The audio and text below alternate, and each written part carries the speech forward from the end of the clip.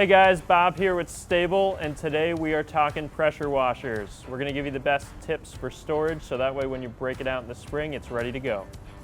The first thing you want to do is check the oil. This is often overlooked when bringing outdoor power equipment back out for the season, but the proper oil level is crucial in keeping your engine running strong. Next, check your spark plug. Do this at least once a year to ensure there is little to no carbon on the tip of the plug.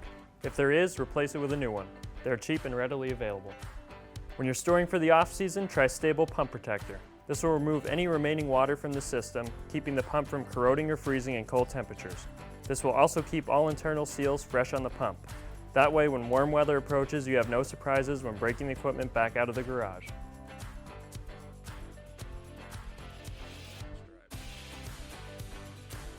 The best practice for storing any of your small engine equipment is pouring STA-BIL directly into your 5-gallon gas can.